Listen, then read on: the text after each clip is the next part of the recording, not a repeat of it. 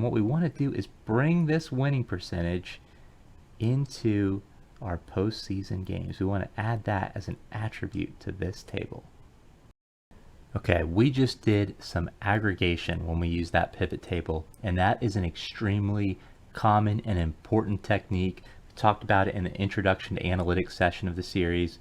Now we're about to do another really important type of manipulation, and that is take data from one data table and bring it into another data table. Sometimes we call that merging or joining. Whatever you want to call it, we're about to do that now. We need to do it because we need to get the winning percentage, the regular season winning percentage for the home team, for the away team, into this postseason games table so we can use that as an attribute to analyze. Now, in order to, whether you're dealing with SQL or Python or Excel, you've got to tell the system what to join the two tables on. And remember, in our case, we don't want to just join on team, but we want to look at, for that team in that season, what was their regular season winning percentage. And we need to code it in the same formatting that we used when we created our pivot table, the source that we're about to join to. So to start off with, we need to create the home team season variable. And we've got to code it exactly the same way we did before in order for it to be consistent. If we decided to put the season first and then a dash or another character and then the team, there would not be a match. They would be formatted differently. So we need to be sure that we say, okay, start with the team, exactly like we did before, and sign, double quote, dash, double quote, and sign, concatenating to the season. That is the format we used before. We need to make sure we keep that consistent. So I'm going to just code that out, write the formula. I'm going to double click the bottom right corner here to drag it down. I'm going to double click the right edge of column K to expand it. And there we go. We've got the thing that we need to match on. Again, look at our winning percentage by team season. That's the format that it's in. It's team dash season. All right, this is where the joining is. Watch this. This is exciting. The variable that we're about to bring in, we need to give it an intuitive name. Let's call it home team winning percentage, and it's our regular season. I'll abbreviate RS for regular season. Home team RS winning percentage. I think that's probably a good name for it. We've already calculated that. It's in our pivot table tab, our winning percentage by team season worksheet. We just need to bring it into the workbook. Now there's a few ways of doing that to bring it into this tab. You can use a VLOOKUP. In certain cases, if you're looking it up from a horizontal perspective, you could look at using HLOOKUP. In our case, and this works for vertical or horizontal lookups, we're going to use a relatively new feature in Excel called the xLookup function. It starts with an equal sign like all functions do. xLookup.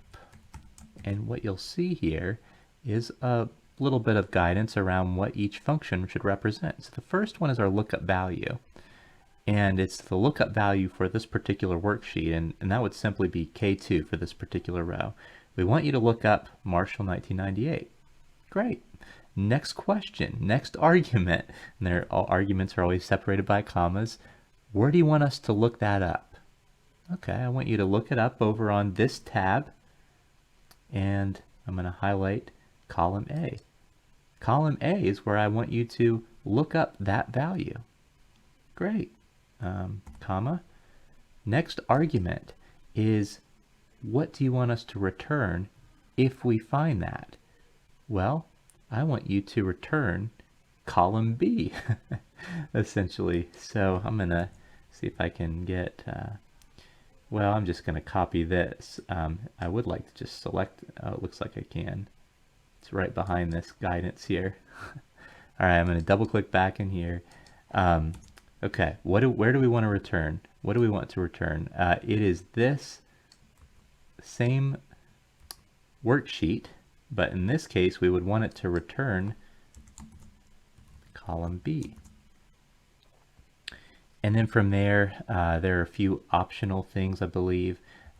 This, if not found, usually you want to set that to false, which kind of tells it, I think, not to guess or look at the closest match. I almost pretty much always use false there. And then I'm not worried about the other. There are some advanced features that you could use as well if you need a more advanced kind of join. But in this case, this should work just fine. I'm going to use the closed parentheses. Look at that. Look at that.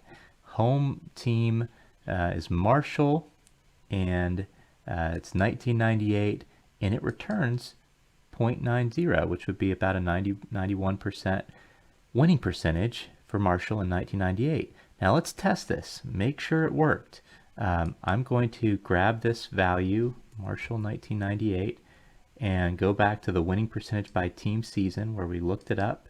Again, we return column B, which has our winning percentage for that team season combination. I'll do Control F. This is a neat feature where you can look for a particular value. And then we'll type that in here, Marshall 1998. I'll say find next. It found it. And look at that. The winning percentage is about 91%. So our xLookup function absolutely worked. Great to see that. Let me go back to our post-season games, and I'm going to drag that formula all the way down. Look at that. Great. Looks good.